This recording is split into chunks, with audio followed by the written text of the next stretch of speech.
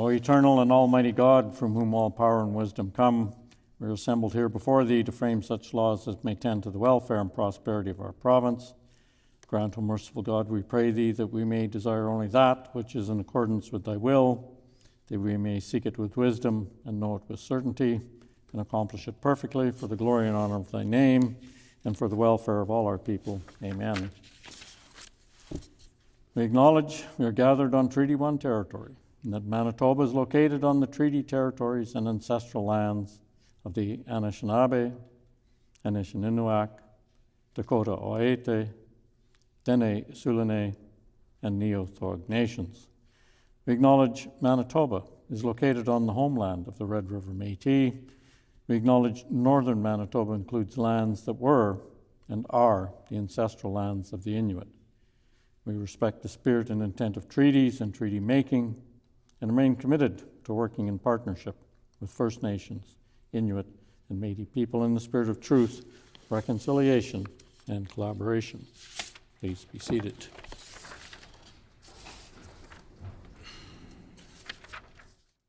Orders of the day, private members' business. The Honourable Member for Radisson. Honourable Speaker, I move, seconded by the MLA for Burrows.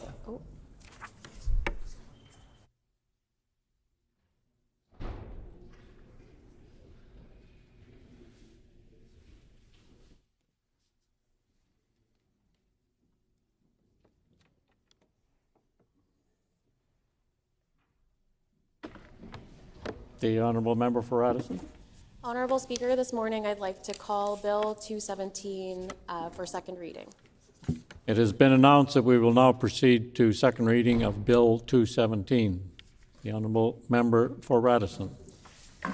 Honourable Speaker, I'd like to move, seconded by the member for Burrows, that Bill number 217, the Celebration of Philippine Independence Day Act, Commemoration of Days, Weeks, and Months Act amended, Loi sur la journée de la célébration de l'indépendance des Philippines, modification de la loi sur les journées, les semaines, et les mois commémoratifs, be now read a second time and be referred to a committee of this House.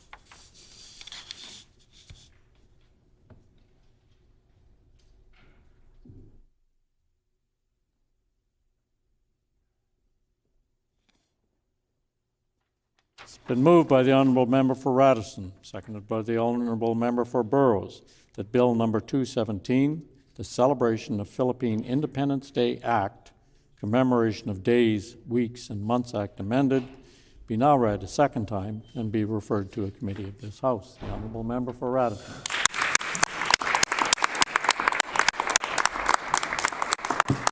Magandang umaga. Honourable Speaker, good morning. Today, it is a pleasure of mine to bring forward Bill 217 a second time for second reading as the MLA for Radisson. And as an immigrant daughter in this Filipino-Canadian diaspora, recognizing that today is May 5th, otherwise known in Canada as Red Dress Day, I find it profoundly important to reflect on the privilege that I have as a legislator in this chamber to move a bill that recognizes the journey to independence, the freedom, and the indigeneity of my ancestors on a land that has a history of colonization, harm by colonization, but also genocide and many, many other harmful forms that colonization has taken. We can't talk about our indigeneity as Filipinos without making space for creating attention to the harms of colonization here in Canada. And the gratitude that us as newcomers, relatively newcomers, have to the nations that have taken care of this land, the Anishinaabe, the Anishinaabe, Dakota Oete, Dene Sulene, Neothog nations, Inuit, and the Red River Métis as well. Honourable Speaker, reflecting on the history of our peoples and the strength that we have shown over centuries and millennia, and the global landscape that we are looking at today in 2026, it is important for me to put words on the record about how our people, our kababayans, our kapwa, our countrymen, our friends, our neighbors, even strangers we call kapwa. We have never been people who have brought war to other lands. We have always held the line on our own. We have always been people who protect what we have known, who stand up for what is right, and frankly, even when we go to other countries to seek a better life, we also seek to preserve the freedoms and improve the spaces that we are in. So today is not only, historic in that we have the ability to send Bill 217 to committee to hear from countless other Filipino Manitobans on their own reflections on our journey to independence, but it's also a love letter to the lands that we now call home here in the Filipino-Canadian diaspora, and the work that we do here and how that work is intertwined with our journey. Honorable Speaker, like I mentioned, this is the second time I'm bringing this bill to second reading.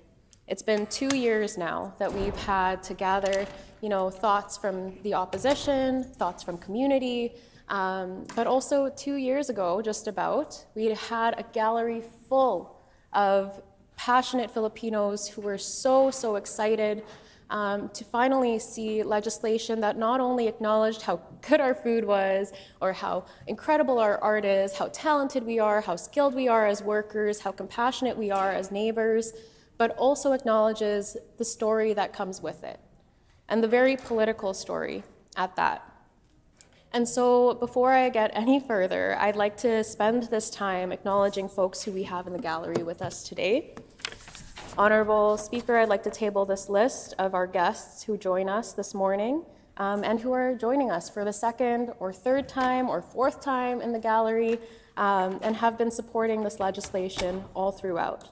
Those individuals include representatives of the Knights of Rizal, Sir Ronald Mervyn Sison, Sir Feling Dionisio de Jesus, Sir Akio Utsonomia, Sir Ray Sator, Sir Ken Green, Lady Baby Green, and from Barangay Canada Media Initiative, Chris Ontong. Anak Bayan, we have Anna Ilagan, Danrich Balute, and Angela Ciceron, and Jaden De La Rosa. From Bahagari Pride, we also have Athena Santiago, and from Hiliganyon, a Visayan group, we have Johnny Ortizo, Toto Sarmento, and Shayna Palek. As well, we have a constituent of the McPhillips MLA, Eduardo Villamar, and I'd encourage members of this House to join me in welcoming them here today.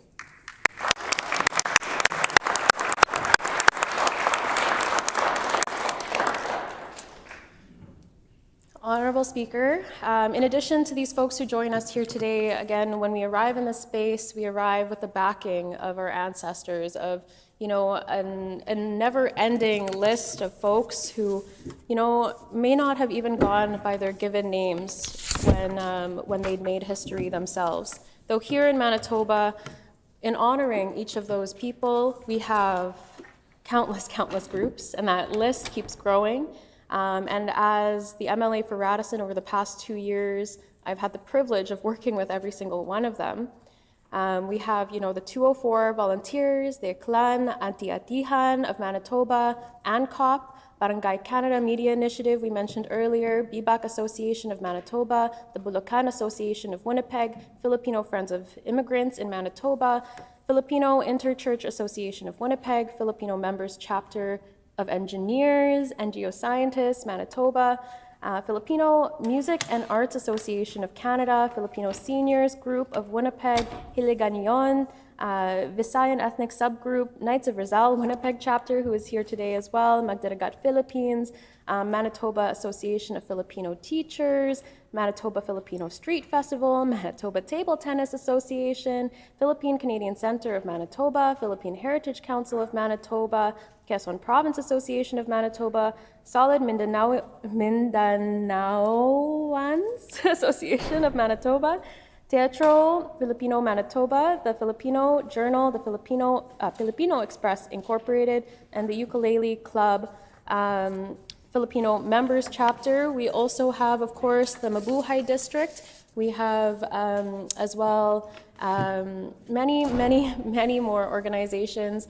And last but not least, of course, the great Perla Havate, who is a school trustee but has been everybody's tita, whether you are Filipino or not here in Winnipeg. She has championed so many things, including the Philippine Heritage Council of Manitoba, as well as the Philippine Historical Society as well. And not to mention the next generation of Filipino organizers in Cultivation Festival.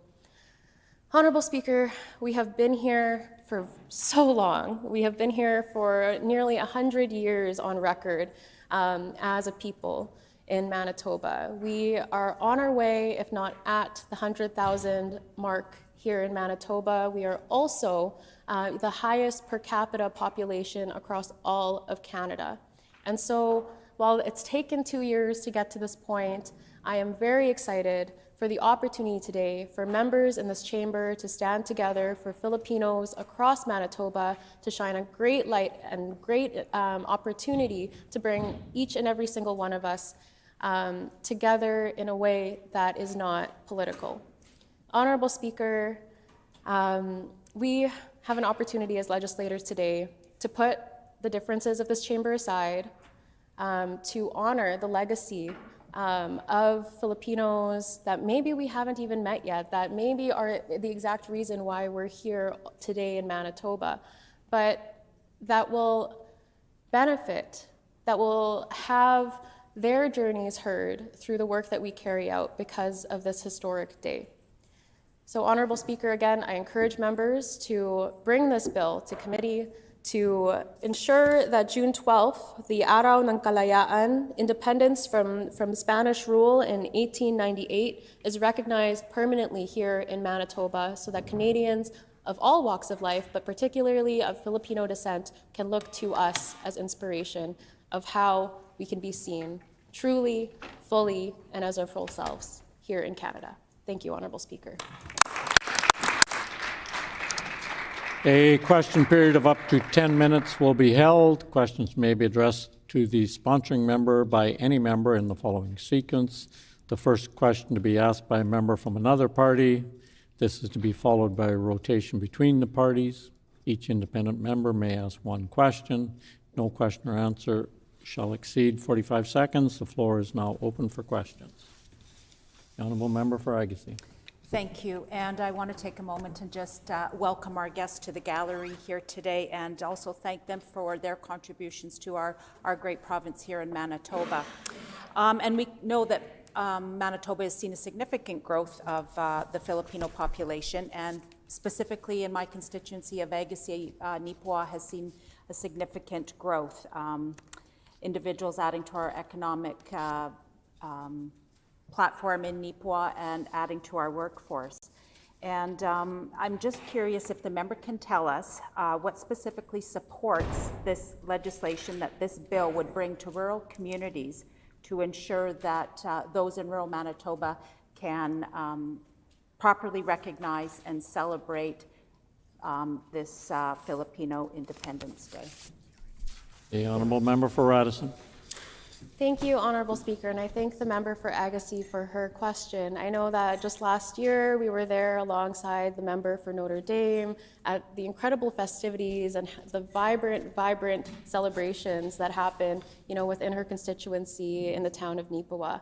They do have an incredibly growing population, and of course, as Filipinos, we go to where the work is, and that's how we wound up here in Manitoba. And so, Honourable Speaker, when it comes to supports, last year our government announced $900,000 for 3 Filipino groups across 3 years in this province, the first announcement of that grandeur for the Filipino community ever. And so, Honourable Speaker, I'm excited to see how that funding unfolds and how these groups that we've given that funding to Member's time has expired. The Honourable Member for St. Boniface. Mabuhay, Honourable Speaker. I am not a kababayan. I wish I was. So my question for the Honourable Member for Radisson is, how will recognizing Philippine Independence Day uplift Filipino Manitobans? The honourable member for Radisson. Thank you, Honourable Speaker. He may not be a Kababayan, but he is, and there was my French coming out, but he is kapwa to all of us. Honourable Speaker, recognizing Philippine Independence Day here in Manitoba will allow us the opportunity to extend the Filipino identity beyond our food, beyond our skill set, beyond our arts, our compassion. The things that we bring to the table include the journey that we carry with us. And so this day allows us to bring attention to just that. The honourable member for Swan River. I would like to thank the member for bringing this very important bill. I know throughout my constituency in Swan River constituency, we have very many Filipinos who have, within each of the areas. Russell, for example, has a great Filipino community. Swan River has. Could the member just share the consultations that she held with the Filipino community regarding the bill, and what kind of feedback did they provide on this? The honourable member for Radisson. Thank you, Honourable Speaker. As mentioned in one of my responses thus far, and kind of alluded to in a way, as the MLA for Radisson, having the privilege of being one of two Filipinos in this chamber, of course the other being the MLA for Notre Dame, I have had the privilege of being invited by communities, not only in Winnipeg, but outside any major municipality as well, to connect with them and to hear about what their community looks like, where they've settled. And so, Honourable Speaker, when it comes to who we've consulted for this bill, in addition to all of the events that we've attended and the relationships we've been able to build, I'd also listed a number of organizations that I can actually table for the House today as well. The member's time has expired. The honourable member for St. Boniface. L'Honorable Président, the NDP government is following through on its promise to begin advocating for all Manitobans. Filipinos have had an incredible impact on our province since the very beginning. My question for my colleague is, what does it mean to her for Philippine independence to become a recognized holiday? The honourable member for Radisson. Thank you, Honourable Speaker. Again, Philippine Independence Day, June 12th, being recognized here in Manitoba carries such a weight for the Filipino community to extend our identity beyond the surface, to ensure that we recognize the history and the people who have battled for a continued suffrage for independence as Filipinos and for our freedom as Filipinos.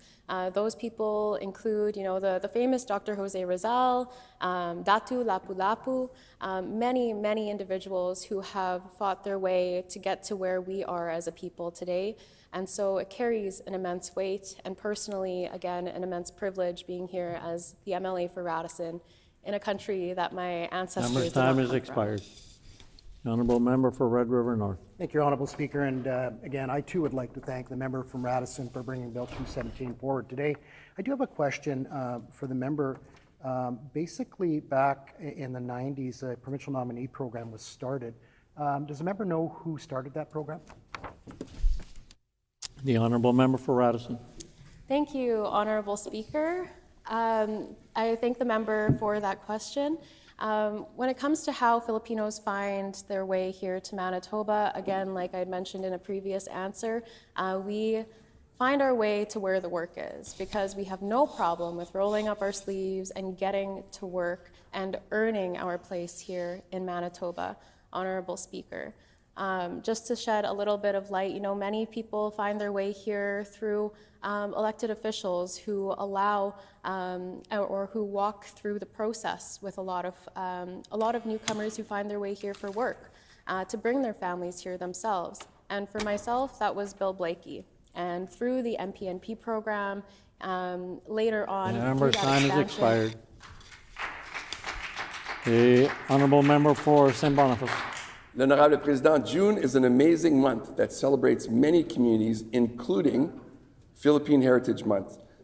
This has been an opportunity for many Manitobans to learn and celebrate Filipino culture. My question for the member is, how do they celebrate Philippine Independence Day? The honourable member for Radisson. Thank you, Honourable Speaker. And I thank the member for that question. This gives me the opportunity to lift up once again two incredible groups, the Philippine Heritage Council of Manitoba, but also the Canadian Centre of Manitoba, of which I was once the youth chairperson. Honorable Speaker, these two groups work together every single year to ensure that we commemorate and celebrate Philippine Independence Day on the grounds of the PCCM. Honorable Speaker, there is an incredible flag raising that happens every single year. I would invite members to join us if they haven't yet. Thank you, Honorable Speaker. The honourable member for Red River North. Thank you, Honourable Speaker. And I just wanted to again remind all members of the House, particularly the member from Radisson, and the provincial nominee program has been a great asset for Manitobans, bringing new Manitobans, including Filipinos, here to our great province. In 1996, a federal province framework was signed by the federal provincial governments, and that framework was started and completed by the member at the time from Kildonan River East, the member from MLA Bonnie Mitchelson. So we are proud to have that ability to do that today, and I know the member from Radisson is excited about having that framework started in the 90s by Bonnie Mitchelson. Thank you.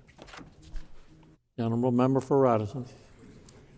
Thank you, Honourable Speaker. I don't think that there was quite a question there, though while members opposite seem to be far more concerned about getting credit for something, I can't seem to wrap my head around the placement of that right now. Personally, as a Filipino woman myself who is grateful for the opportunities that Canada has presented me and my family, and as a hardworking person who has earned her place here, I caution members opposite against the erasure that they are implying of the Filipino struggle and the effort that we have put in. And not only did that agreement have to happen, but the country of the Philippines had to sign on to it. So by erasing that piece of it, they are effectively working against the purpose of this bill. Thank you, Honourable Speaker. The honourable member for Kildonan River East. Thank you, Honourable Speaker. And let's just give a big round of applause to our amazing colleague from Radisson for bringing this forward. Just to echo her sentiments, it's not about who said what, who did what, in what year, and trying to politicize this. This is just about working collaboratively to celebrate the great work in our province. And to echo the member for Red River North, Bonnie Mitchelson was an incredible legislator, did incredible good work here in the building and in our community, and she's still an icon throughout Northeast Winnipeg. But I know that she would love to support fellow women and any person in this chamber that's trying to bring good legislation forward. So I encourage all members to not make this partisan or give credit to certain folks, but just rather work collaboratively to get things done. Thank you, Honourable Speaker. The honourable member for Radisson. Thank you, Honourable Speaker.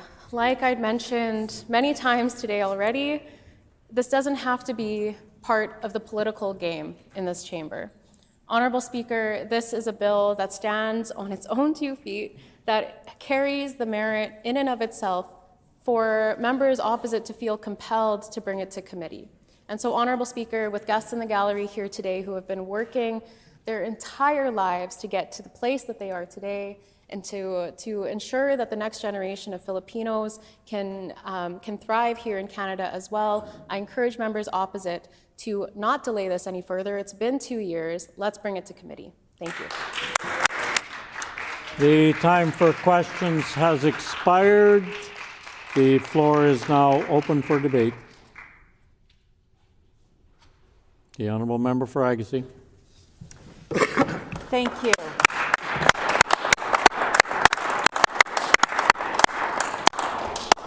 I'm pleased to rise in the chamber here today and speak to Bill 217, the Celebration of Philippine Independence Day Act. This legislation is both timely and meaningful as it recognizes the rich history, enduring contributions, and vibrant culture of the Filipino community right here in our province of Manitoba. Manitoba has been a province that celebrates cultural heritage and recognizes the many communities that contribute to our shared identity. Through this bill, we turn our focus to the Filipino community, one that has played an important and vital role in Manitoba for generations. Filipinos have maintained strong communities in Manitoba dating back to the 1950s, when expertly trained physicians and nurses first arrived to our province. These early pioneers helped lay the foundation for a growing and thriving Filipino presence, and one that continues to expand and we see here today. Since that time, Filipino families, Manitobans, have played a crucial role across many sectors.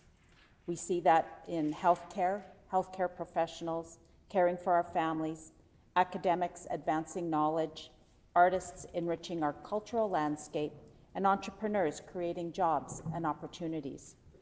Their contributions are woven into the very fabric of our province. June 12th holds deep significance for Filipino communities around the world.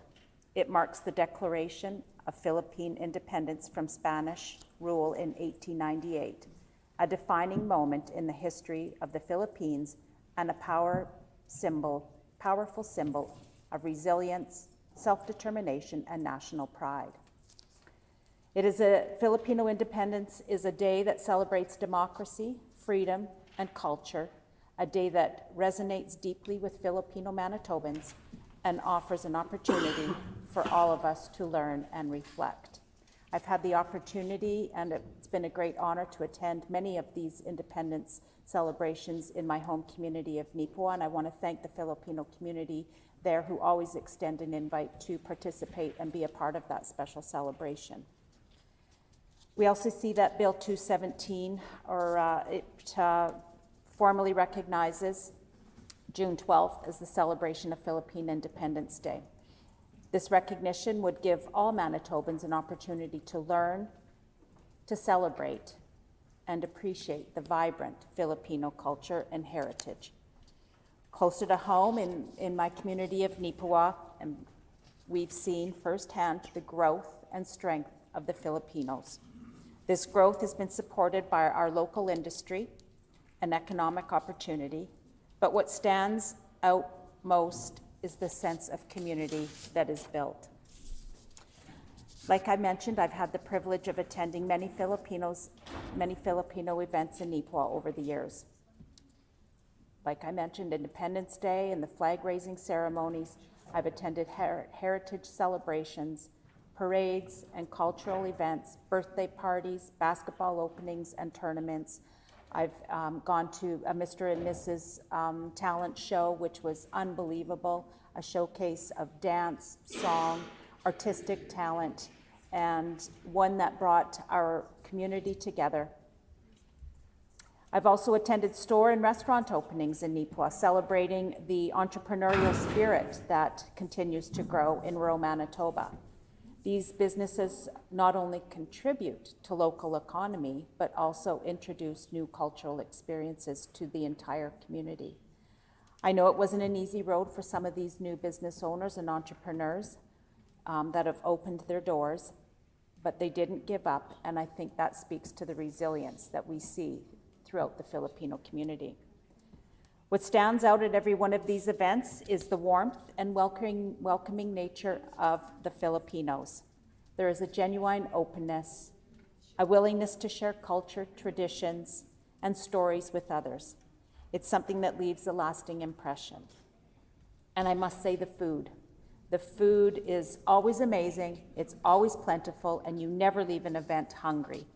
And along with that, of course, there'll be dancing and singing and an energy that is beautiful and filled with spirit and laughter. Equally notable is the strong work ethic that the Filipino community brings to Manitoba. We see it in healthcare, we see it in agriculture, we see it in service industries or small businesses like I've mentioned. Filipino Manitobans are known for their dedication, professionalism, and commitment. They're very active in volunteering, always ready to lend a hand and support all community initiatives. Just recently, I had the opportunity to meet with the Consulate General during a visit to Nipua, and I was honored to take part in a dual citizenship ceremony where several families took their oath. It was a meaningful experience and one that highlighted both a deep connection to heritage and a strong commitment to Canada and Manitoba, and also their culture and their home in the Philippines. These moments reinforce why recognition matters. When we formally acknowledge days like Philippine Independence Day, we're not only recognizing history, we are affirming the value of the community and its contribution.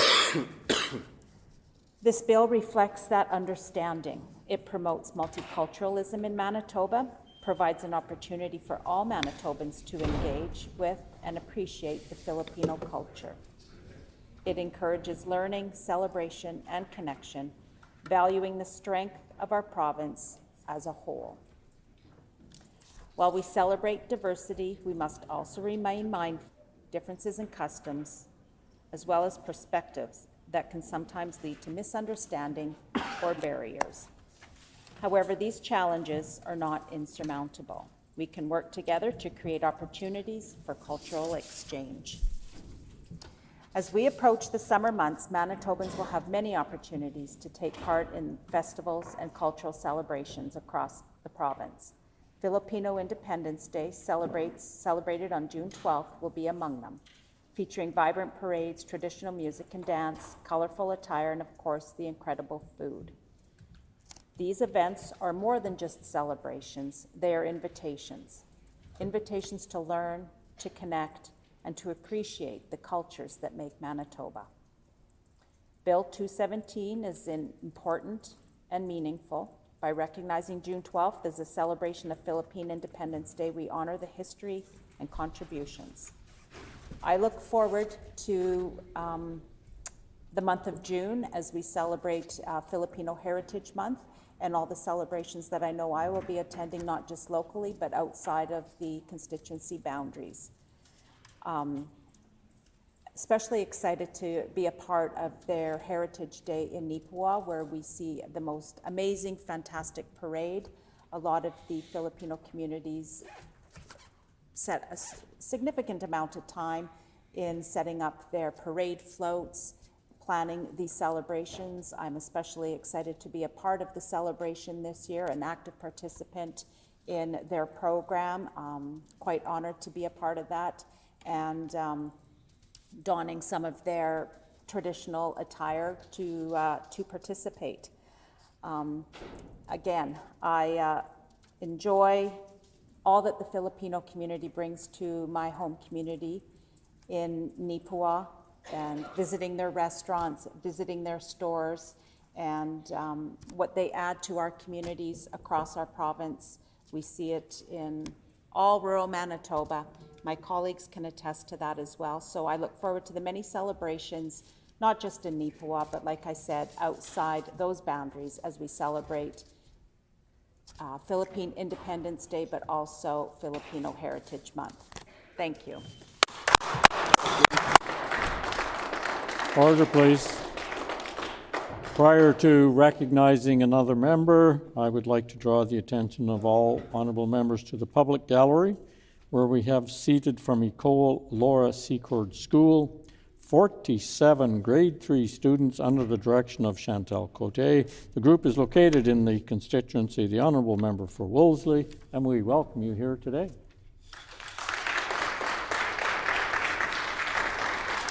The honourable member for Swan River. Thank you. I rise today to speak on Bill 217, the celebration of Philippine Independence Day Act. This bill proposes to designate June 12th of each year as the celebration of Philippine Independence Day in Manitoba, within the framework of the Commemoration of Days, Weeks, and Months Act. It's important to recognize the context in which this bill has been introduced. Filipino Manitobans have been part of the social, cultural, and economic fabric of this province for decades.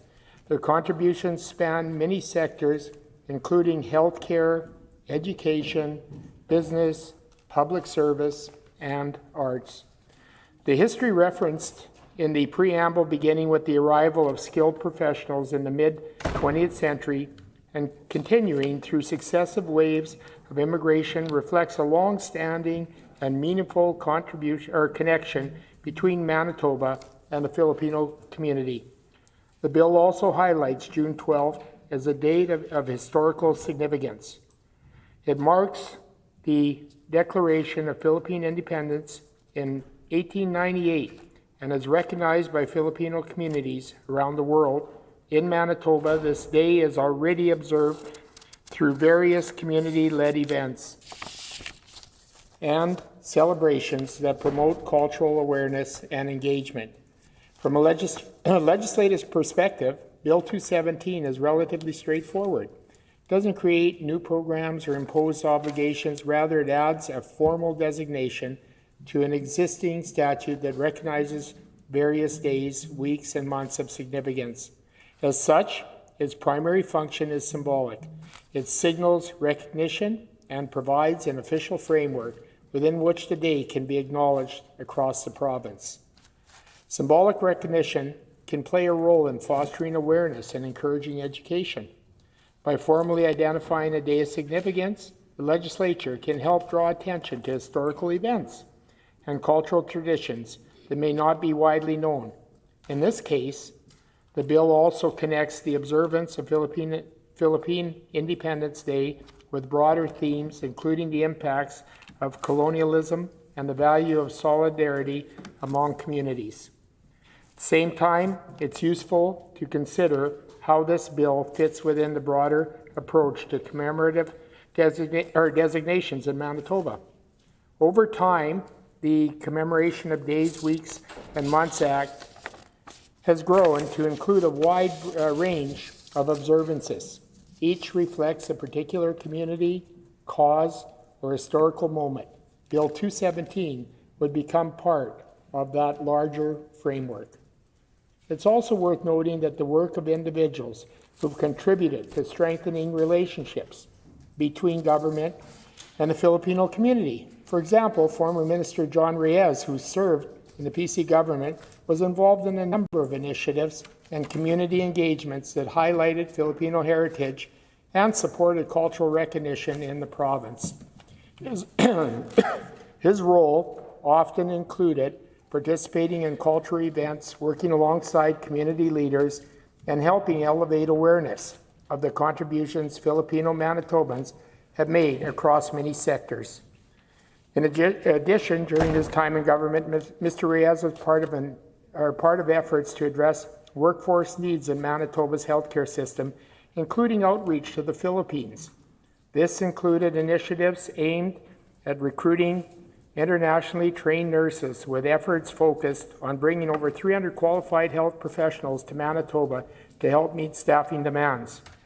These efforts reflected both the long-standing ties between Manitoba and the Philippines and the important role Filipino healthcare workers have played in the province for decades. This type of work illustrates how engagement can extend beyond symbolic recognition into practical collaboration. It highlights the ways in which cultural connections, immigration pathways, and workforce development can intersect, and how governments of different political stripes have at times worked with Filipino communities in both symbolic and substantive ways. Members may wish to reflect on the role of legislation in recognizing cultural and historical events. For some, formal designation in statute provides a clear and lasting form of acknowledgement.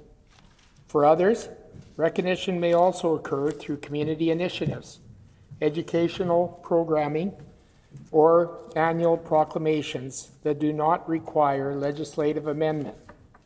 Both approaches can contribute to public awareness and engagement in different ways. It's also worth noting that the effectiveness of any commemorative day often depends on the level of participation and awareness it generates. Community organizations, cultural groups, educators, and public institutions all play a role in bringing such observances to the legislative recognition. They may support these efforts, but it's typically one part of a broader ecosystem of activities and initiatives.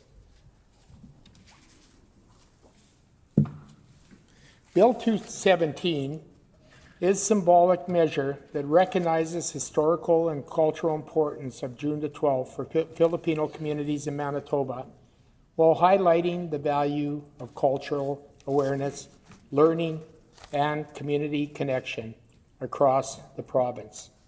At the same time, it also invites continued consideration of how recognition is best expressed, ensuring that symbolic gestures are paired with meaningful actions that support communities in tangible ways. Thank you.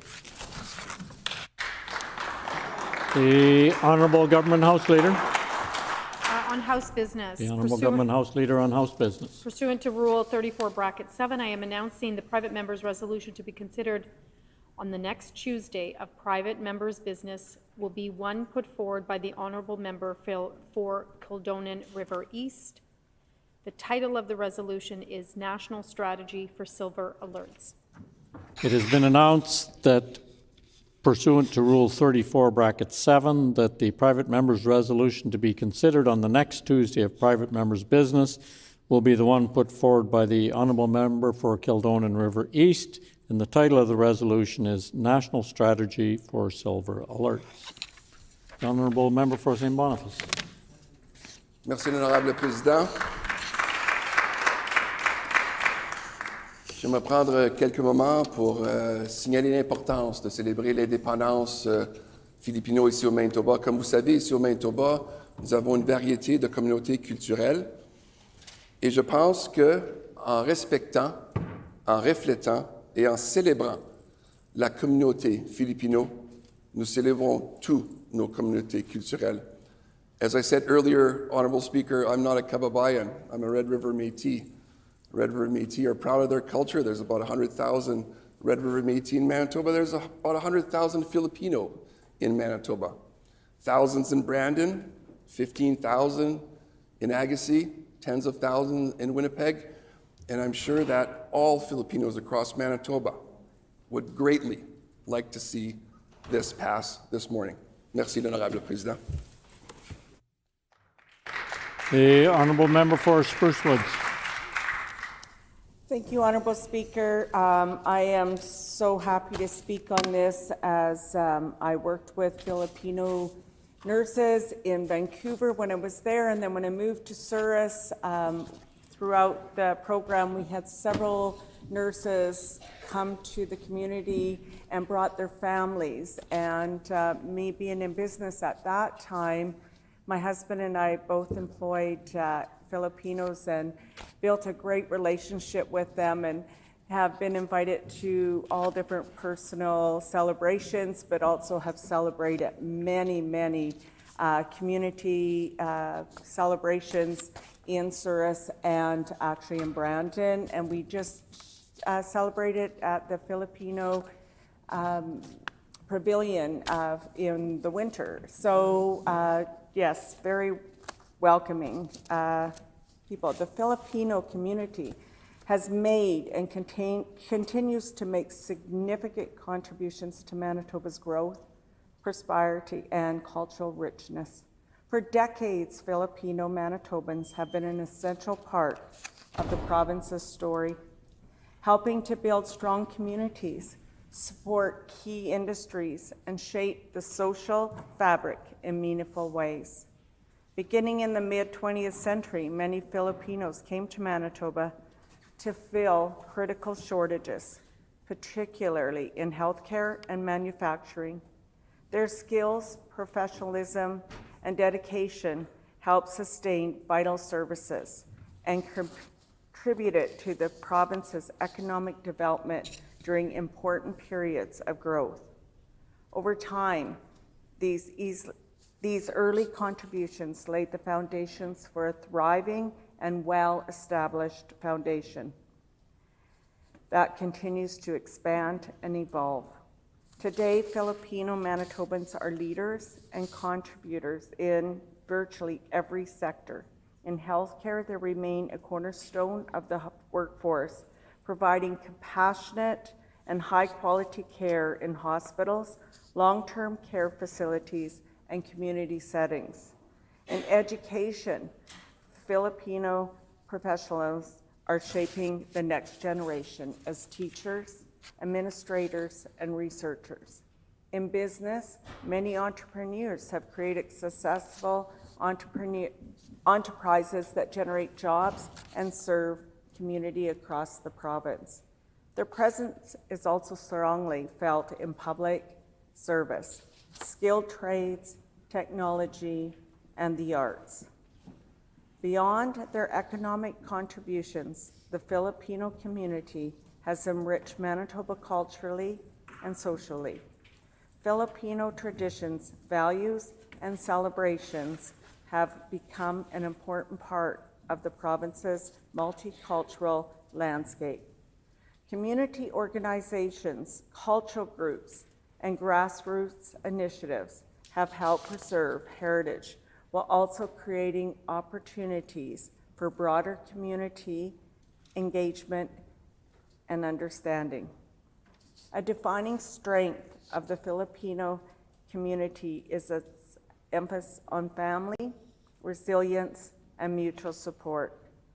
These values have helped build close-knit networks and not only support community members, but also extend outward through volunteerism, mentorship, and civic participation. Filipino Manitobans are actively involved in charitable work, local organizations, and community building efforts that benefit people from all backgrounds. The community has also demonstrated remarkable resilience in the face of challenges, whether navigating the complexities of immigration, adapting to new environments, or responding to broader social issues. Filipino Manitobans have consistently shown strength, adaptability, and a commitment to moving forward while supporting one another. Recognizing the contributions of the Filipino community is not only about acknowledging the past, but it's also about understanding the ongoing role they play in shaping Manitoba's future. Their impact can be seen in a stronger institutions, more vibrant communities, and more inclusive and dynamic province. Continued engagement with and support for Filipino Manitobans is essential to ensuring that their contributions are valued and their opportunities for participation and leadership continue to grow. Creating spaces for dialogue, cultural exchange, and collaborations helps foster a deeper sense of connection across Manitoba and communities. Manitobans' diversity is one of the greatest strengths, and Filipino community is a vital part of that diversity. Their contributions, past, present, and future, help define what makes the province resilient, welcoming, forward-looking. It's one of the fastest growing and most vibrant communities in Canada. And this bill is about recognition, respect, and shared values. June 12th of 1898, Filipinos declared independence from Spain, a proud moment of self-determination and national identity, of freedom, sovereignty, resilience, democracy, diversity, and human dignity. Recognize the Filipino Canadians as essential contributors. Their strong presence in communities like Brandon, Winnipeg, Nipawa, and my own community, Souris. They are hard workers. They're very family-orientated, faith-based, and a great community spirit. Constituency connections for local Filipino events or individuals have been great. The Filipino culture is rich and vibrant. Their food, yum. Festivals, music, dance. They're helping one another, lifting communities. Celebrations like Independence Day are opportunities for all Manitobans to learn and participate and reinforce multiculturalism. Canada is stronger because of its diversity. Why this bill matters? It recognizes, validates identity and history, sends a message of inclusion and respect, symbolic but powerful, encourages education, awareness, and especially important for younger generations. It helps Filipino youth feel seen and valued and builds bridges between communities. Events are already happening, festivals, parades, and community gatherings. Bill 217 strengthens these efforts, encourages broader participation across the province. Bill 217 is a meaningful step toward recognizing the contributions and heritage of Filipino Manitobans. When we celebrate one community, we strengthen all communities. I am proud to support this bill and stand with the Filipino community in celebrating June 12th as Filipino Day. The Honourable Member for Burrows.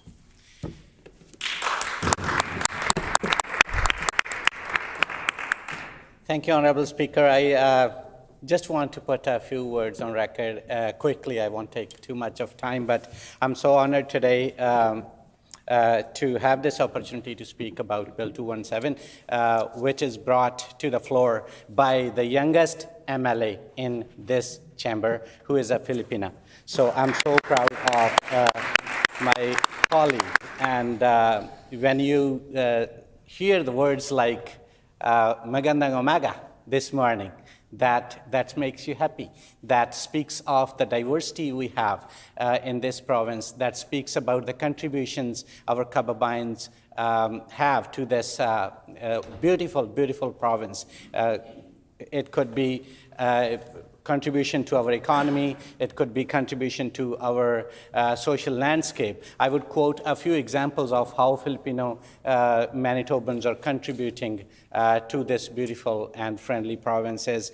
When you look at the team of the guests here today, you look at so many people. This is just a sample of the whole population. When you look at Ron Mervyn Sisson, you think about art, literature, and musical events in this community, and many of them must have witnessed those events in this building as well, and in this community. And when you look at Sir Ray Sater, you think about Knights of Rizal and how much difference that organization is making in Manitoba. And at the same time, you also think about engineers and geoscientists of Manitoba that has so many Filipino professionals in it. And when you talk about Anna Lagan, an interesting story that happened this weekend with me, I was taking greetings to the Fascination Film Festival on behalf of the government, and I was looking through their publication, and I saw this face is familiar. It looks like Anna Lagan, and she was acting in a film. I found out last Saturday, and Anna used to work with Burroughs' office. I was so proud. And when you look at Chris Anton, you call him for any event, he would drive from Steinbach straight to be part of this celebration. Thank you so much. And Bisayan Association of Manitoba. And when we talk about the seniors like Tita Gloria, Tita Perla, Tito Tad, Tita Flor. So that speaks volumes about how we are working together to build our province. I want to request all members to support this bill. Let's send it to the committee. Thank you so much for your attention. Salamat po. The Honourable Member for Red River North. Thank you, Honourable Speaker. And I rise in the House to offer a few remarks on Bill 217, the celebration of Philippine Independence Day Act.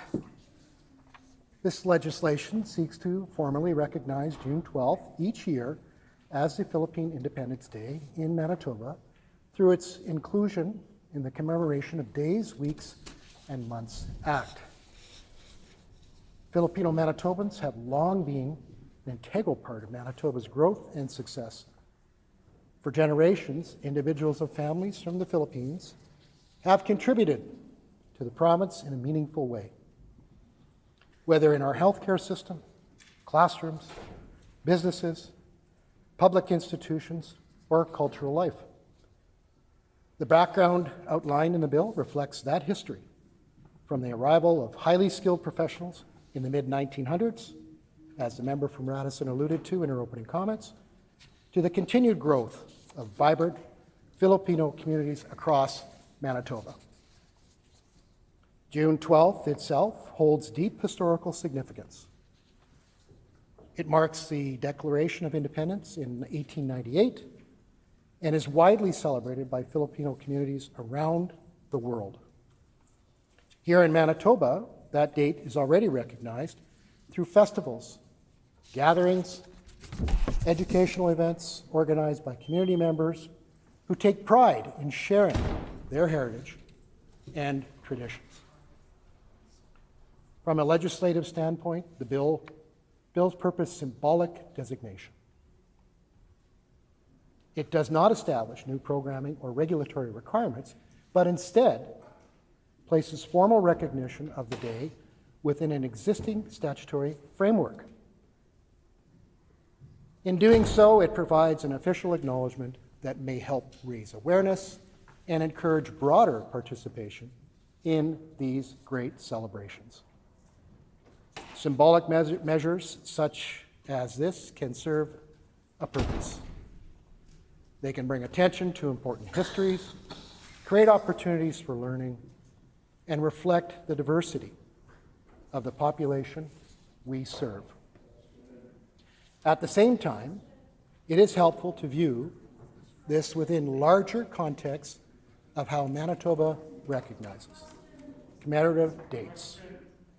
The Commemoration of Days, Weeks, and Months Act includes a wide range of observances, each with its own significance. Question.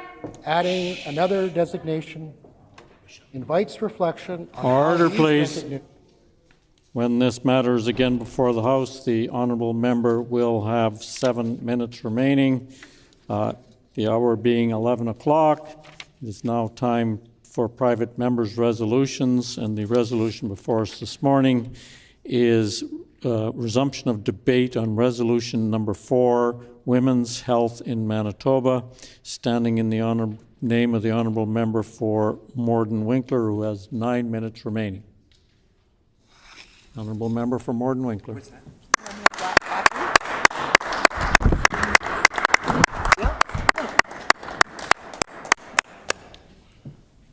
Thank you, Honourable Speaker. It's an honour for me to stand up again today and finish my speech or my remarks on women's health. Women's health is such an important part of our health care in Manitoba.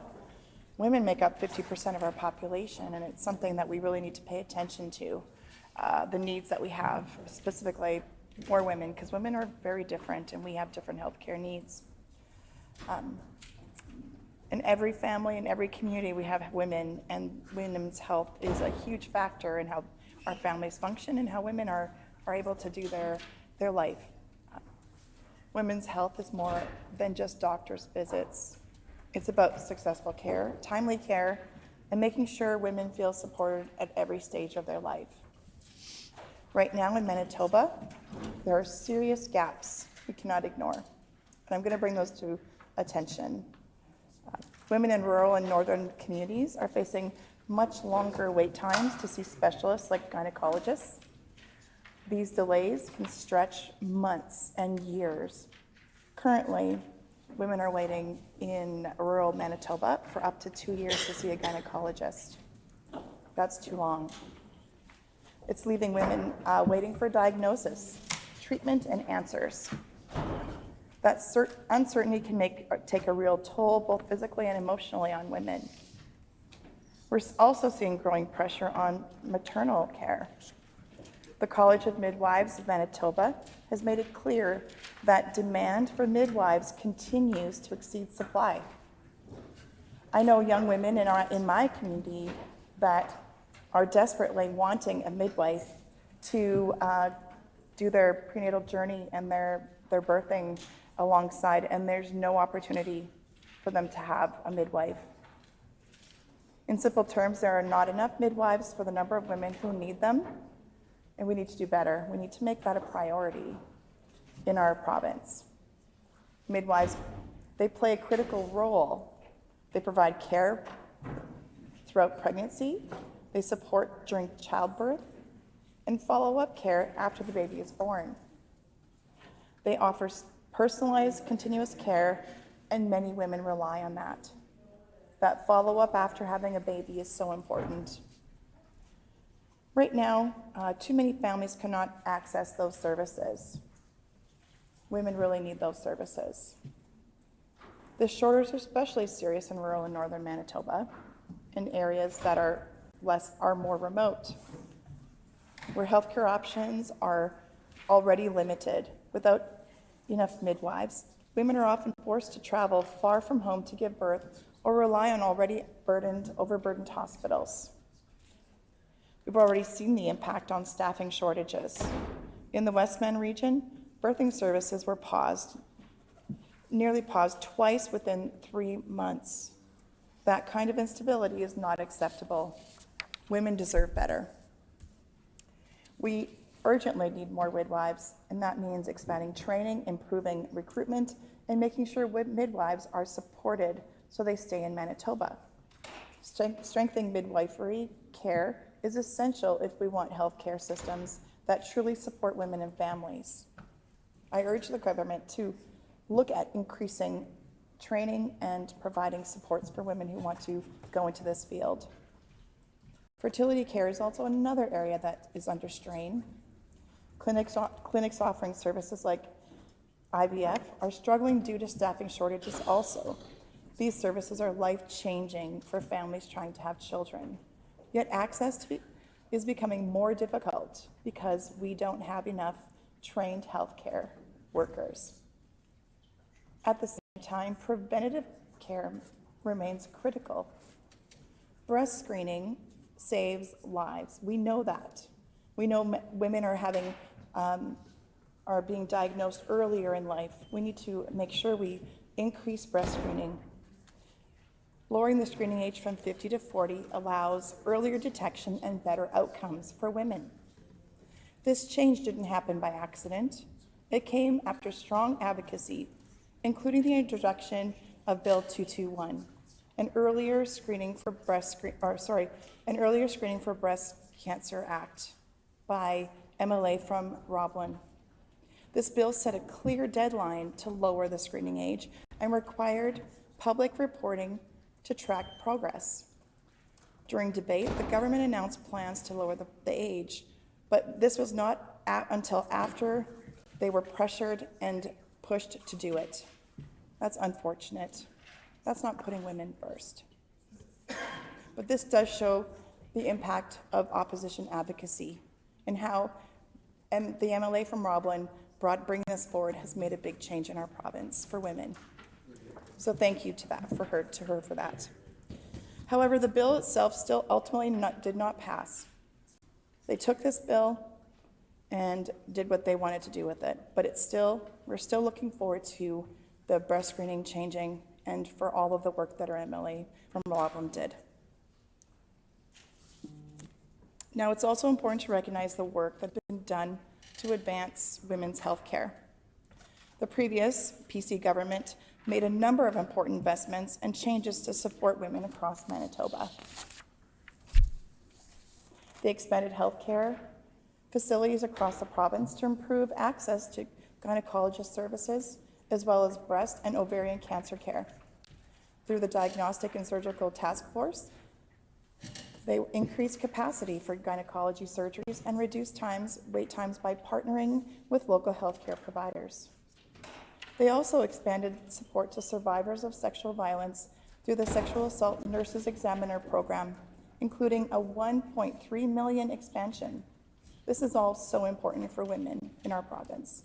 This allowed women to access care in safe, community-based settings like clinic, community health, and other organizations and areas of the province, rather than only in hospitals. And I just want to put a little plug in there that I hope that we can also expand this to the Boundary Trails Health Center Foundation and also add a clinic there as well for women in southern Manitoba that can't travel to Winnipeg. They also partnered with organizations like the Toba Center and provided additional forensic nursing services for women. The PCs also took steps to support women in their daily lives. They partnered with Shoppers Drug Mart to provide free menstrual products to schools, shelters, and community organizations. It started with us. As of 2024, 5.2 million products have been distributed. That was because of the PC government. They invested in prevention and long-term health as well, including launching a social impact bond in 2022 focused on reducing heart disease risk for Manitoba women. Support the vulnerable women was also strengthened. Funding for women's resource centers was more than double, from $2 million to $4.1 million, to support programs addressing family violence and supporting women in our province. Investments were made for eating disorder prevention and recovery programs at the Women's Health Clinic. The government also, additional funding was provided to the Aboriginal Health and Wellness Centre of Winnipeg to support outreach programs for women who are pregnant or new mothers facing substance and use challenges. As you can see, there's been lots of things done by the provincial PC government in the past, and we will continue to advocate and support women and women's health journeys in this province. On our side, we support women's health. We, the women on the side, will advocate continuously for supports that we need for women's health in Manitoba. Thank you very much.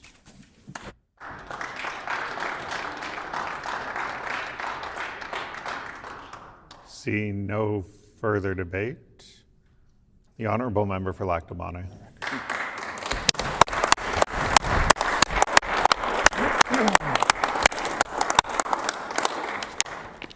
Thank you, and I give a few extra seconds to see if there was going to be anybody from the government benches or independents to stand up, put a few words on the record today in regards to the resolution, Women's Health Day, or Health in Manitoba, brought forward by the MLA for Tuxedo. So I'd like to start off by saying thank you to the member for bringing forward this resolution, because I think it's an opportunity for us to debate here in the Manitoba Legislature today on this resolution. And it is a topic where I think that more consultation from the member for Tuxedo to their health minister, I think would benefit all Manitobans, and in particular women's health here in Manitoba, based on the MLA for Tuxedo's experience in healthcare and her being in the nursing profession. So I would like to start off, of course, by talking about how serious attention and commitment that women's health here in Manitoba desperately needs. And we're seeing, unfortunately, under the current NDP government in Manitoba, has repeatedly failed to deliver on promises made to improve women's health care, leaving many women and families without the necessary supports. In contrast to the previous Progressive Conservative government, made substantial advancements that transformed women's health services for the better. Recognizing these efforts is essential to understanding the current state of women's health in this province. Our PC government introduced Bill 221, brought forward by the member for Roblin, the Earlier Screening for Breast Cancer Act, which aim to lower the eligibility age for routine breast cancer screenings from 50 to 40 by December 31st, 2026. This initiative emphasized accountability by mandating yearly public reporting on progress. Even though the health minister has now announced plans to lower the screening age during the bill's debate, the NDP ultimately had killed the bill, denying women in Manitoba the assurance of accountability and transparency that they deserve. Access to health care was a top priority for the PC government, which built and expanded several facilities across the province. This included increased access to gynecology services, breast care, and ovarian cancer care.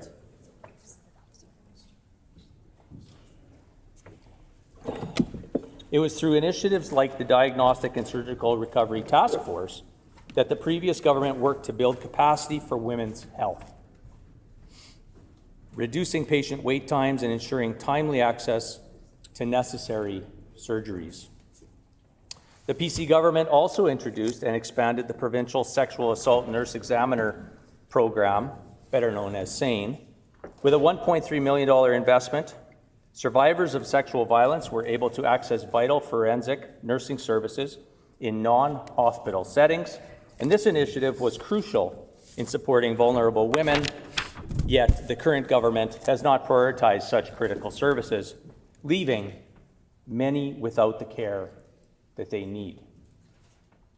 Another significant achievement was the partnership with Shoppers Drug Mart, which provided free menstrual products to schools, shelters, and other vital programs. I had the pleasure of working with my co-chair, our co-chair, on the Poverty Reduction Committee of Cabinet, Rochelle Squires, in that initiative. And it doesn't necessarily have to be all government all day. We know that the NDP bent on various different programs, and that has to be totally owned and operated by government, and that's what they like. We feel that working with private industry,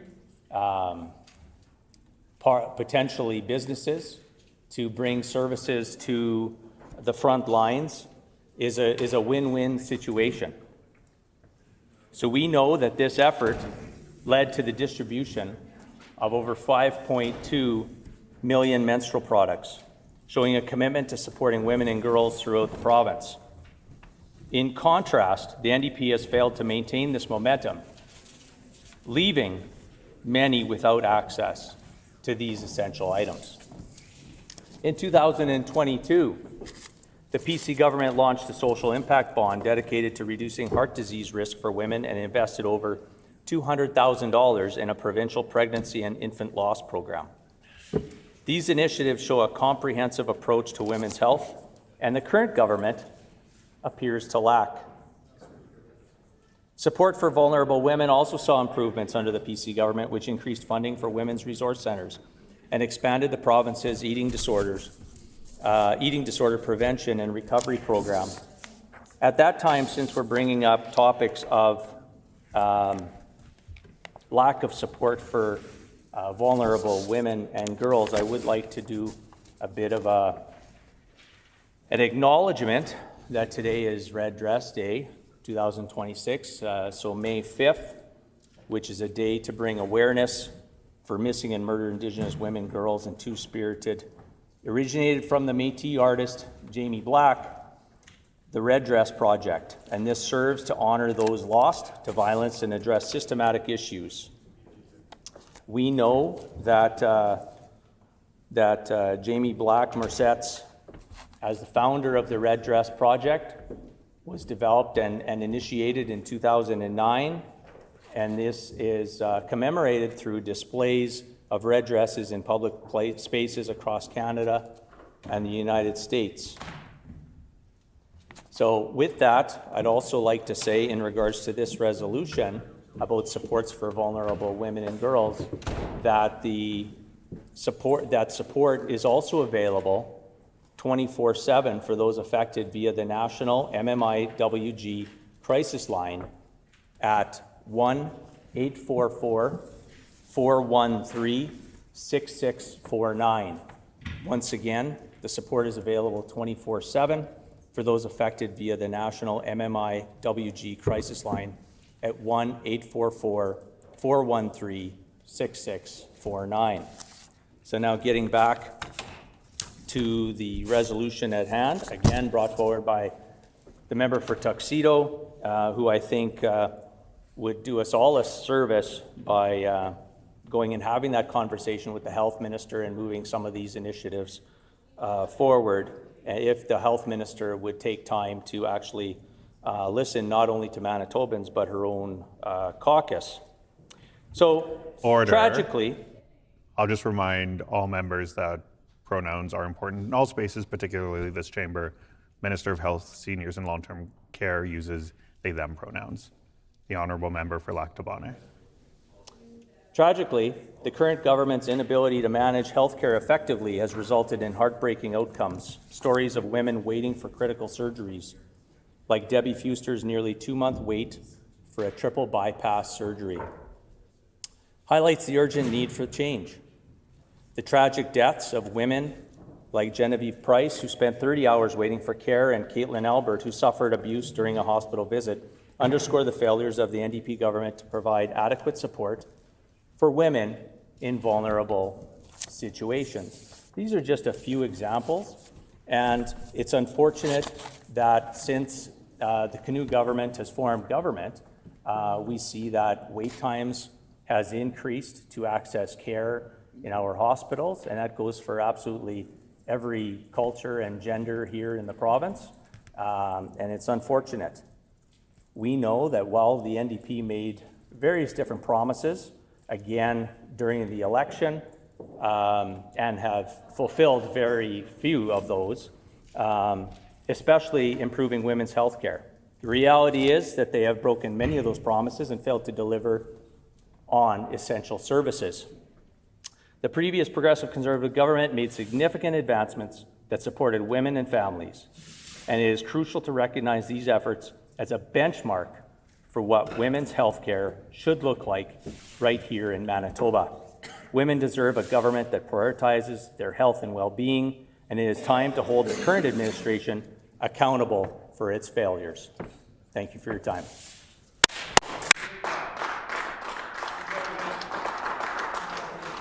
The Honourable Member for La Vérendrye.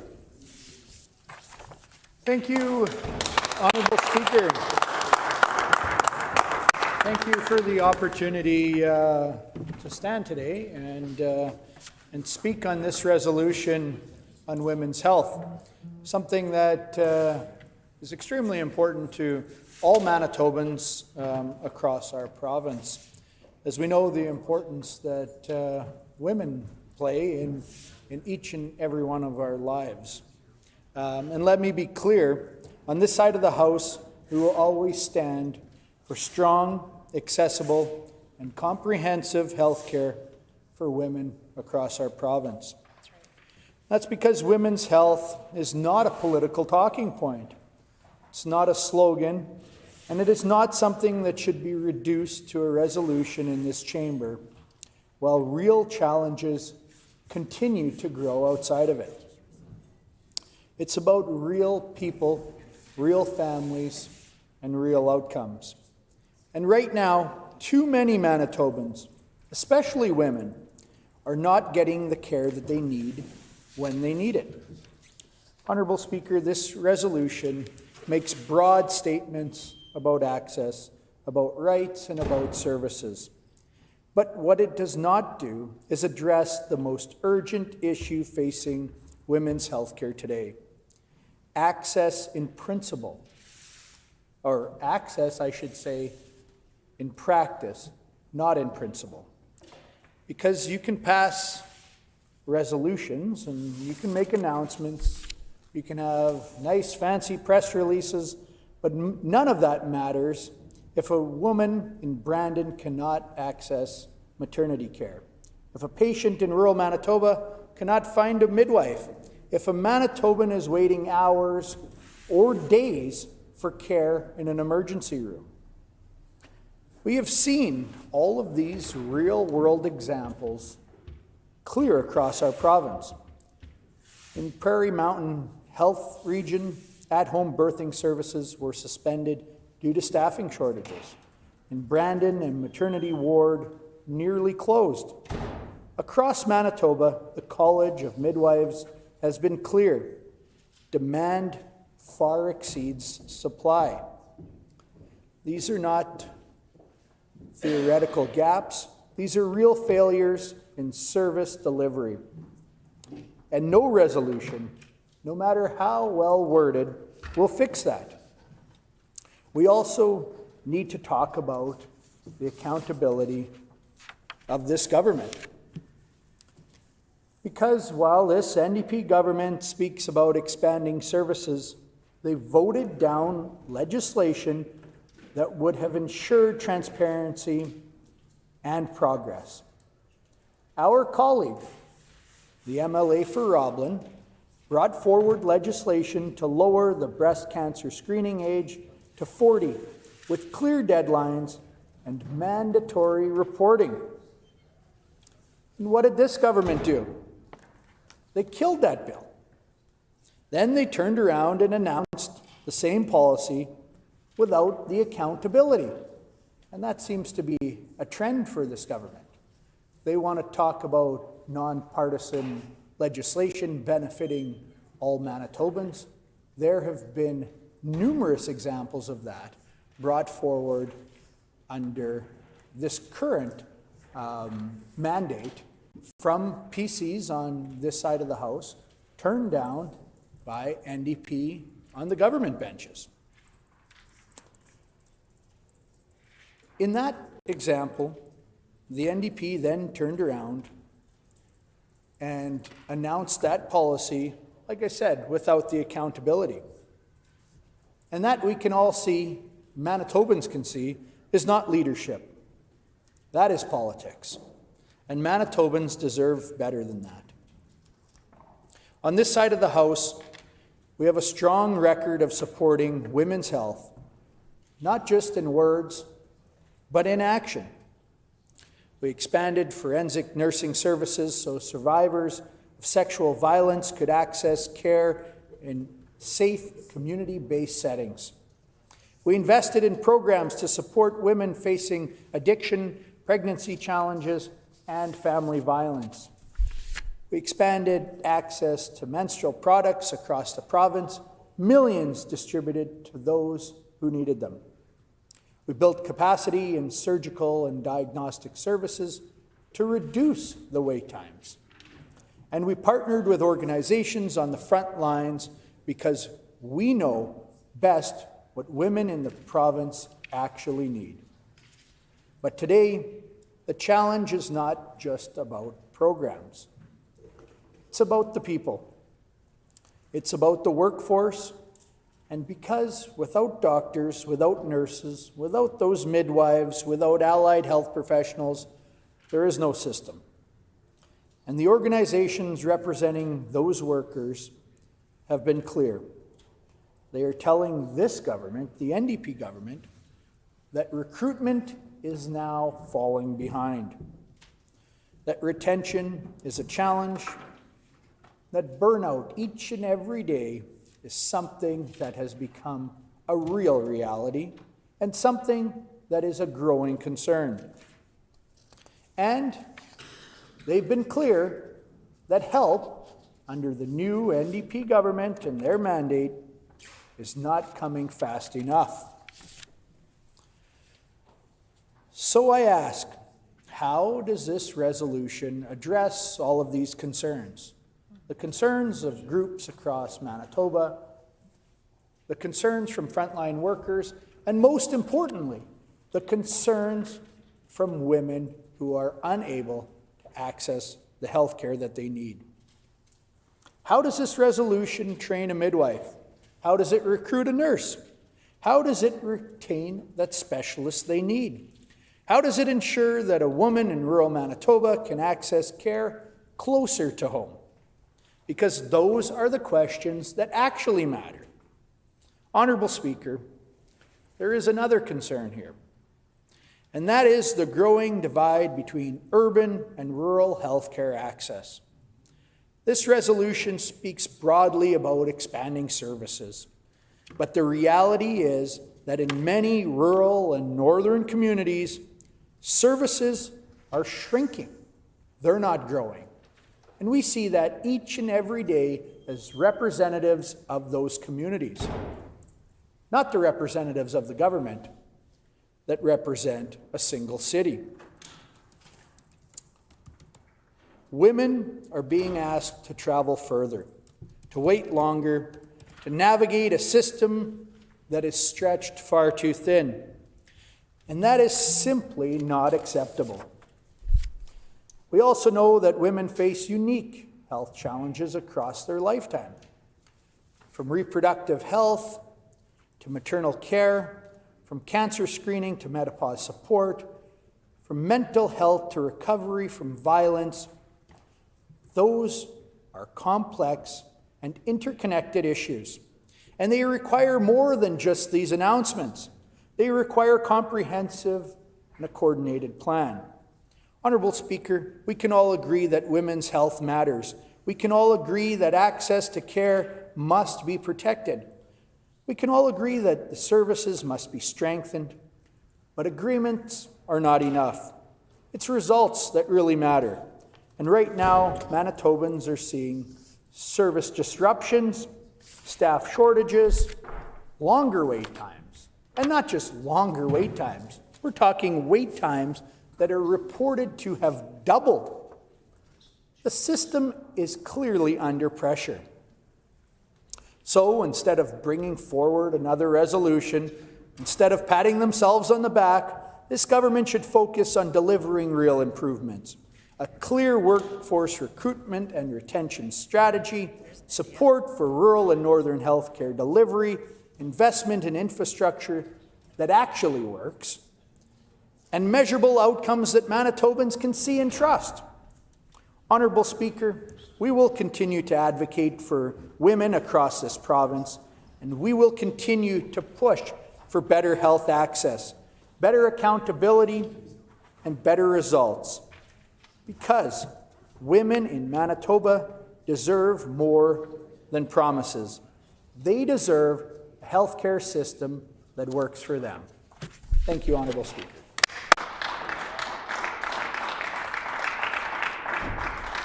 The Honourable Member for Portage La Prairie.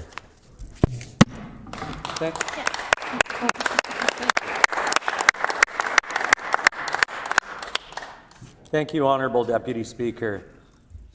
Women's health care should never be a partisan issue. It is one of the most fundamental responsibilities any government holds. Every woman in Manitoba deserves timely access to care, early diagnosis when it matters most, and the dignity of knowing the system will be there for her and her family. I've been involved in this building for the last 2.5 years, and one of the things that we tried to introduce was an MRI into the Portage Hospital.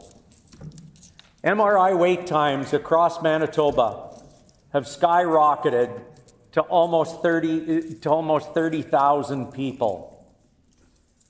That is affecting all types of health care, but not just only for women, but for all people here. We have read petitions here for close to a year or more supporting an MRI to be put into the Portage Hospital again to help with women's health care as well too. This NDP government has decided that the $5 million that the Portage Hospital Foundation has been offering is not good enough. It's not enough that we are not doing enough for women's health. The brand new hospital going into Neepawa, Manitoba, no CT scan. Again, a misstep. Why can we not have these diagnostic services available to all people in Manitoba? Why are a lot of these people that can afford it going to the States or going out of province and paying for these diagnostic services when we have a solution right here in Manitoba. We have a brand new healthcare facility ready to go in Portage la Prairie. This government has chose to delay it for a number of months. Unfair to everybody involved. But increasingly, what Manitobans are seeing is a government that is putting politics ahead of patients. And that's why I had to speak of the issue that continues to evolve, continues to go on regarding the MRI in Portage la Prairie. We are seeing partisanship take priority over progress and wedge politics replace meaningful action. And when it comes to women's health, that approach has enormous consequences. Our progressive conservative team has always recognized that protecting women's health starts with access. Access to screening, access to facilities, and access to specialized care. That is why we took action on breast cancer screening. Breast cancer remains one of the most serious health risks facing women. We know that early detection saves lives. It's not a theory, it's a fact, supported by medical evidence and by the lived experiences of families across this province. That is exactly why our team, led by the MLA from Roblin, introduced Bill 221, the Earlier Screening for Breast Cancer Act. The legislation proposed lowering the routine screening from 50 to 40. It was a practical, evidence-based step that can catch cancer early. Women in their 40s are often at the busiest stages of their lives. They're raising families, building careers, and contributing to our communities. They should not have to wait until it's too late to access screening that could save lives. But instead of supporting that effort, the NDP chose to kill that bill. They chose not to legislate accountability or transparency in screening. They chose delay over action. Early detection should never depend on political convenience, and yet it's exactly what Manitobans are seeing right to this day.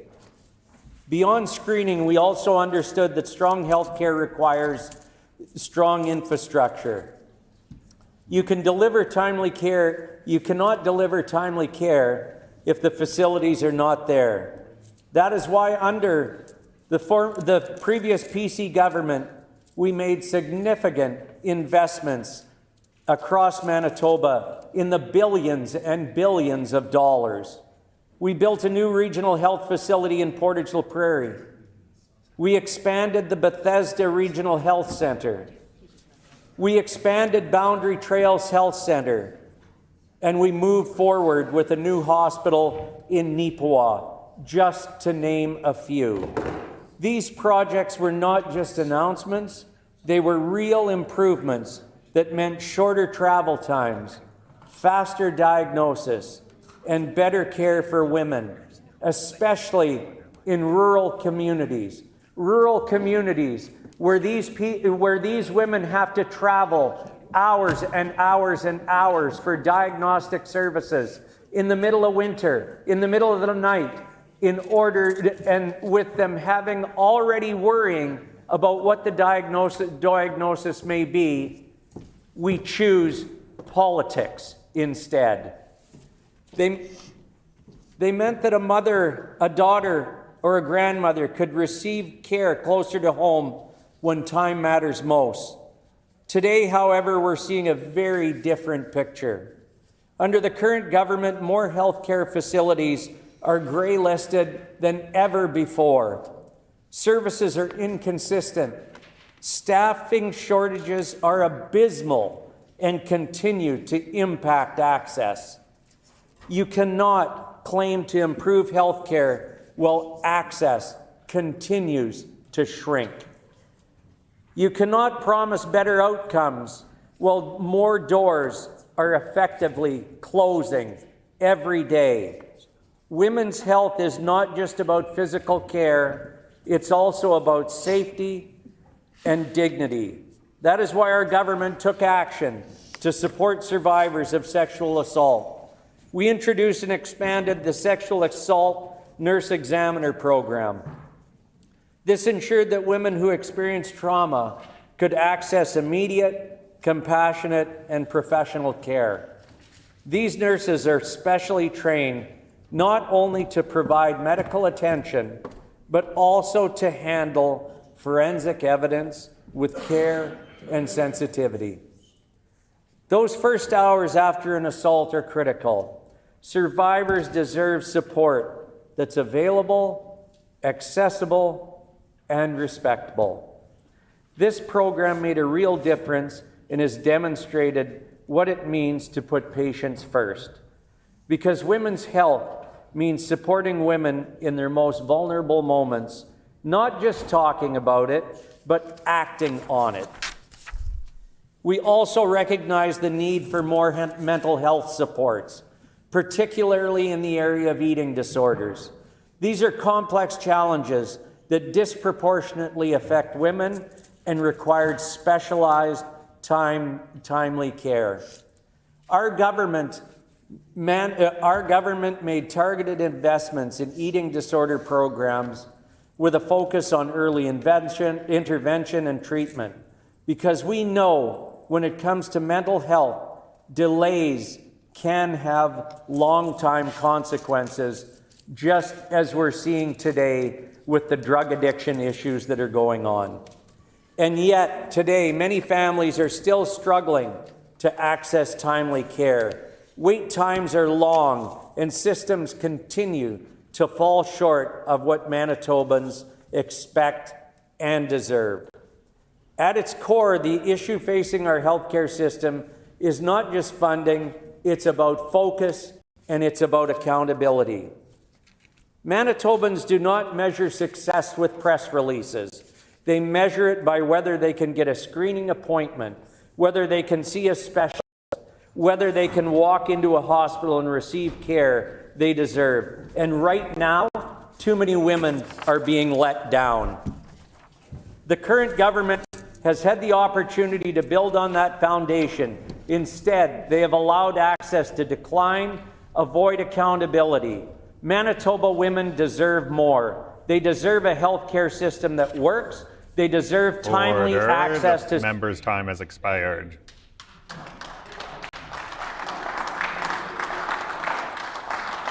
The honourable member for Springfield-Rochelle. Thank you, and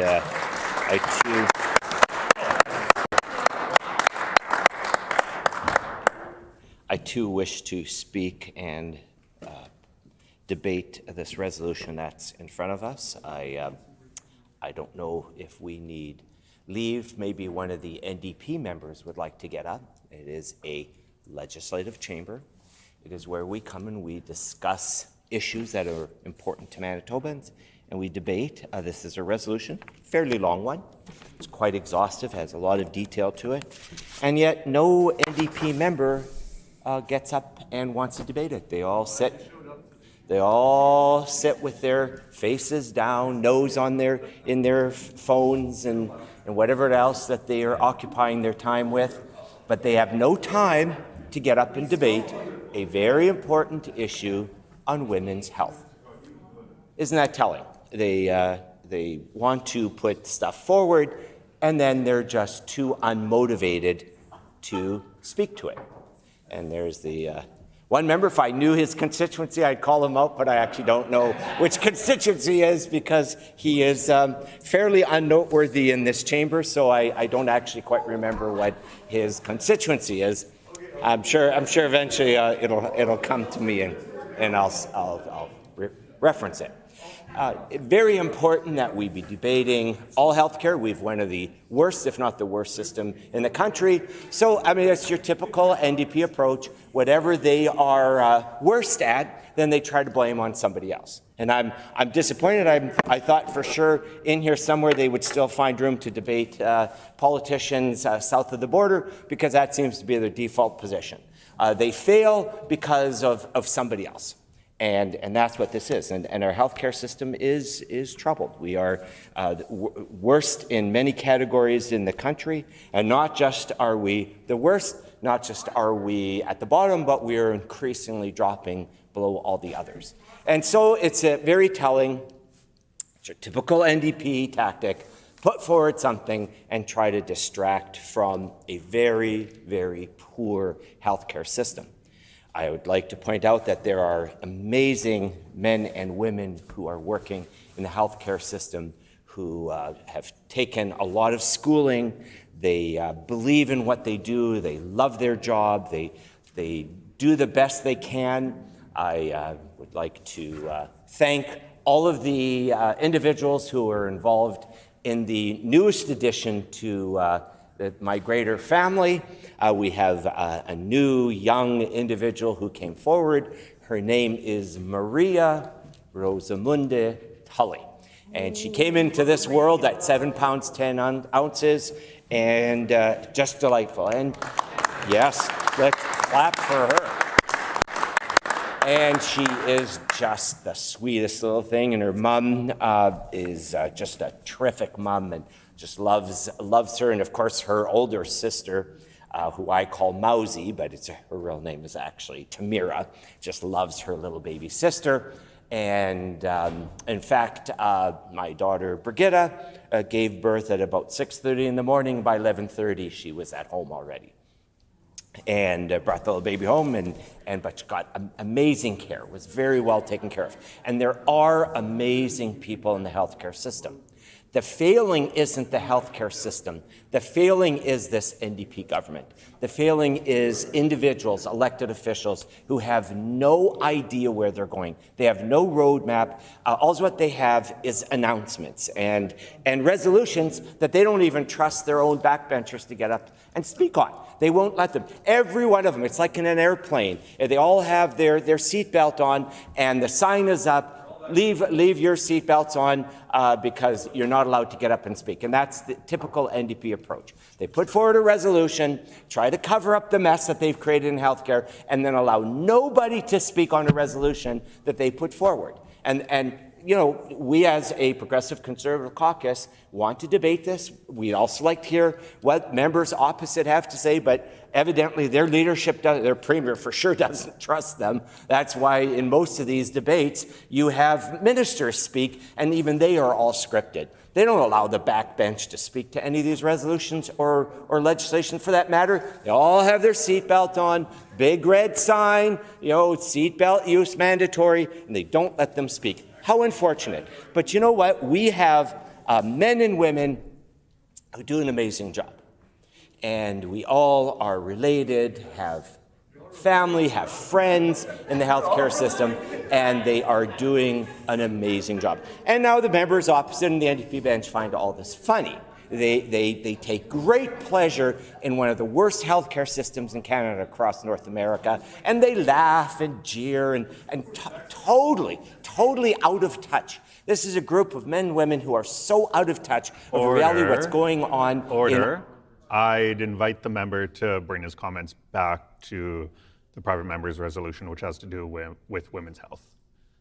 The honourable member for Springfield-Rochelle. Absolutely, we want to talk about women's health and the fact that this NDP government is failing women and is failing our healthcare system.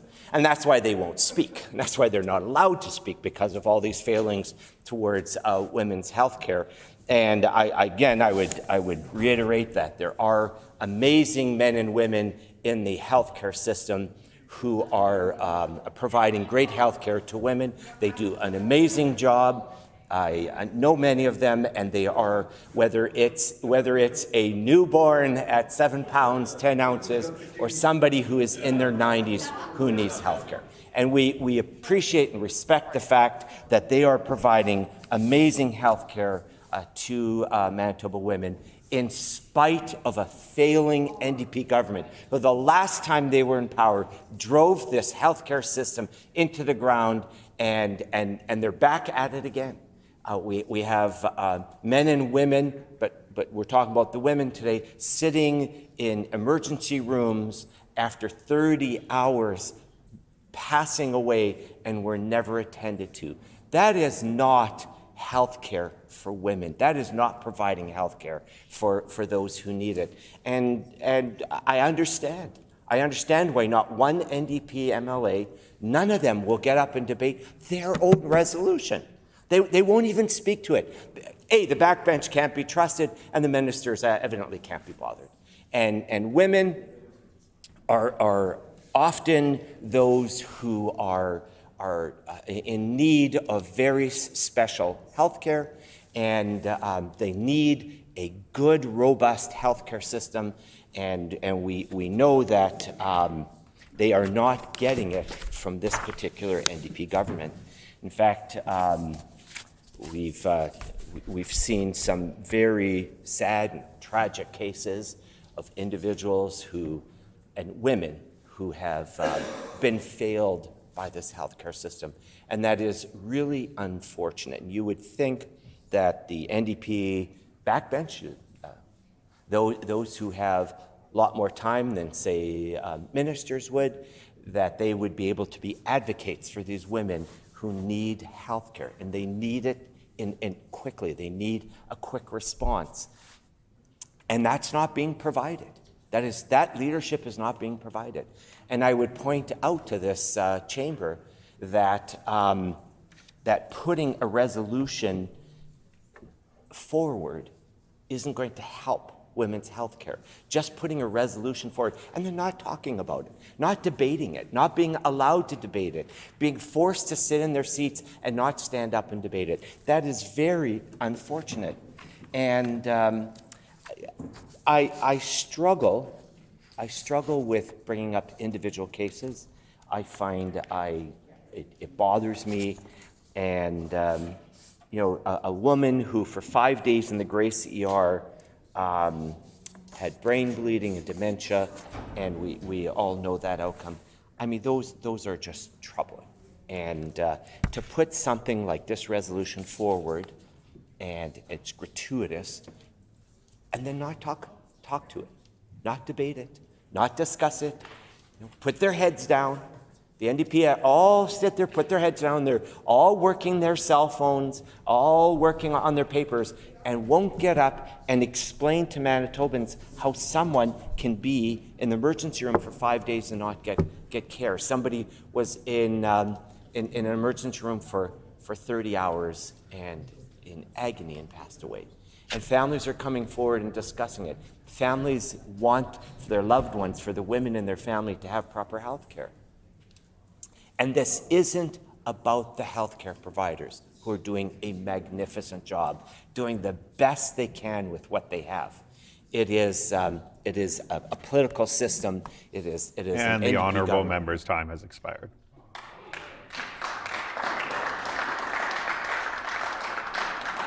The honourable member for Midland. Thank you, Honourable Deputy Speaker.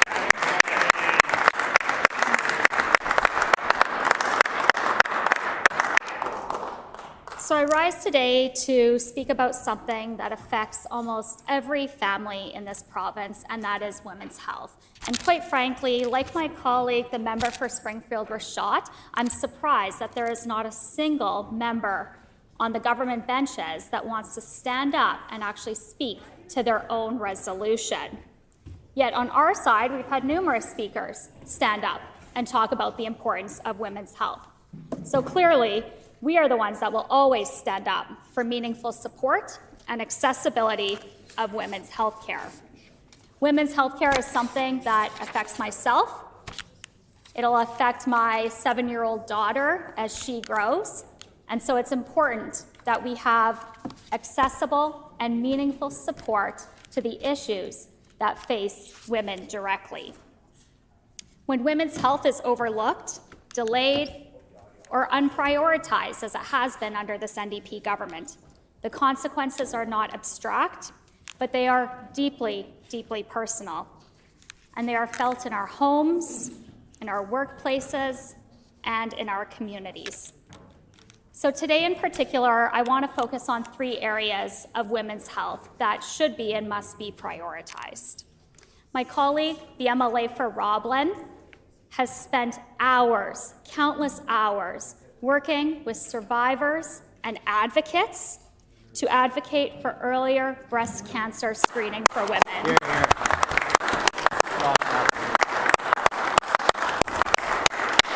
Breast cancer remains one of the most common cancers affecting women in Canada. And we are seeing more and more that breast cancer is impacting and affecting younger women. And we know something critical, that early detection does save lives. Because when breast cancer is caught early, treatment is less invasive, survival rates are significantly higher, and outcomes for families are dramatically improved. Yet many women face barriers to this earlier screening. And up until my colleagues' countless advocacy efforts, routine screening did not start until the age of 50. Yet women in their 40s, the ones raising young families, building careers, and contributing to our communities through countless volunteer efforts, they're the ones that partnered with my colleague to advocate for earlier screening. And yet, while this NDP government decided to play political games over the past 2 years, other jurisdictions moved ahead. They moved towards earlier and more accessible screening, recognizing family history, genetic risk, and evolving medical evidence. As I am closely approaching that age range, so are many of my friends. I have a family, and I also have a history of family with breast cancer. And while other cancer screenings start 10 years earlier than your closest family member, like colorectal, breast cancer screening did not. So I think that we all need to recognize the MLA for Roblin for her countless efforts over the past 2 years, working with those survivors and advocates to reduce breast cancer screening age to 40. Another key area of women's health that I want to focus on that is often overlooked is fertility care. This is often talked about quietly, but felt very, very deeply. Across Manitoba, many individuals and couples are struggling to start or grow their families. Fertility clinics are not a luxury, but they are a lifeline. And access to fertility care in this province remains limited, very expensive, and out of reach for far too many. Treatments like IVF can cost tens of thousands of dollars, often with no guarantee for success. There are limited options in this province to receive IVF. And so for many families, that does mean incredibly difficult choices, delaying treatment, taking on significant debt, or giving up the dream of having children altogether. So this is why our PC team committed to a fertility tax credit, and we are pleased that the government did follow through on that. A third critical area of women's health that is being ignored by this government is prenatal care. And this is a third area that really sets the foundation. Healthy pregnancies lead to healthy babies, stronger families, and healthy communities.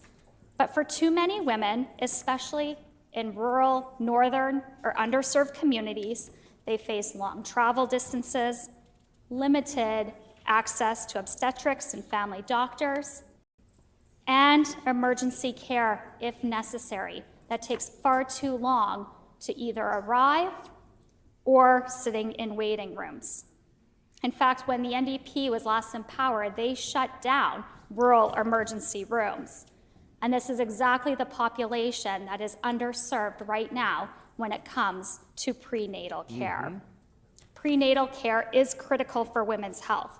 It includes heartbeat checks, ultrasounds, monthly, sometimes weekly blood work, and something that's incredibly important as a woman is going through pregnancy, mental health checks.